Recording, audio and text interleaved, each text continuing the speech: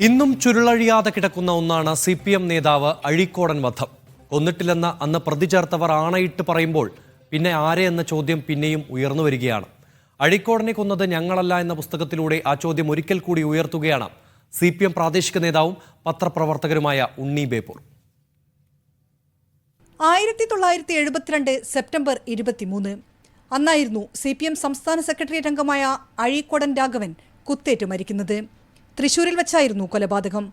Party നേതൃത്വവുമായുള്ള ഭിന്നതയെ തുടർന്ന് communist unity centre രൂപീകരിച്ച ആദ്യകാല കമ്മ്യൂണിസ്റ്റ് നേതാവായ AV ആര്യനടക്കം 7 പേരാണ് പ്രതി ചേർക്കപ്പെട്ടത്. അഴീക്കോടൻ മരിക്കുമ്പോൾ സ്ഥലത്തില്ലായിരുന്നു എന്ന് കണ്ടെത്തിയതിനെ തുടർന്ന് ആര്യനെ കോടതി വെറുതെ വിട്ടു. എന്നാൽ യഥാർത്ഥ പ്രതികൾ ഇപ്പോഴും പിടിക്കപ്പെട്ടിട്ടില്ലെന്നാണ് അഴീക്കോടനെ കൊന്നത് ഞങ്ങളല്ല എന്ന പുസ്തകത്തിലൂടെ ഉണ്ണി ബേപ്പൂർ പറയുന്നത്. ഞാൻ പറയാൻ ഉദ്ദേശിക്കുന്ന ഒരൊറ്റ കാര്യമുള്ളൂ. ഈ ശിക്ഷിക്കപ്പെട്ടു എന്ന് പറയുന്ന 7 പ്രതികളും നിരപരാധികളാണ്. എനിക്കത് ബോധ്യമുണ്ട്. ഞാൻ കാണാത്ത 5 പേരും നമുക്കാർക്കും കാണാൻ പറ്റാത്ത 5 പേരും ഈ കണ്ട 2 പേരും ഉറപ്പാണ്. കാരണം ഞാൻ അവരെ വഴിയിലൂടെയൊക്കെ ഒരുപാട് സഞ്ചരിച്ചാണ്. എൻ്റെ പുസ്തകം വായിച്ചാൽ നിങ്ങൾക്ക് മനസ്സിലാവും ആരാന്ന്. ഞാൻ ആരെയാണ് പറയാൻ ഉദ്ദേശിച്ചതെന്നൊക്കെ നിങ്ങൾക്ക് മനസ്സിലാവും. അങ്ങനെ ആരാന്നറിയാത്തൊരു പ്രശ്നം എനിക്കില്ല. എനിക്കറിയാവുന്ന കാര്യം എൻ്റെ പുസ്തകം വായിച്ചാൽ നിങ്ങൾക്ക് മനസ്സിലാവും. അന്നത്തെ ആഭ്യന്തരമന്ത്രി K കരുണാകരനെതിരെയുള്ള നവാബ് പ്രസിദ്ധീകരിച്ച കത്തും അത് തിരിഞ്ഞ് പോലീസുകാർ നവാബിനെ പിന്തുടർന്ന കാര്യവും കത്ത് സുരക്ഷിതമായിരിക്കാൻ വേണ്ടി അഴീക്കോടനെ ഏൽപ്പിച്ചു എന്നുള്ളതൊക്കെ അന്നേ കേൾക്കുന്ന കാര്യമാണ്. അതുമായി ബന്ധപ്പെട്ടാണ് കൊലപാതകമെന്നുള്ള വിലയിരുത്തലാണ് പുസ്തകത്തിലുള്ളത്.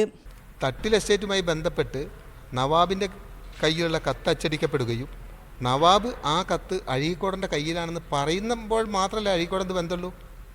ഇതിലൊന്നും ഇവരെ ഈ കമ്മ്യൂണിസ്റ്റ് യൂണിറ്റി സെൻറ്ററിനെയും CPMനെയും കുറ്റം പറഞ്ഞതിൽ എന്ത് കാര്യമുള്ളത്?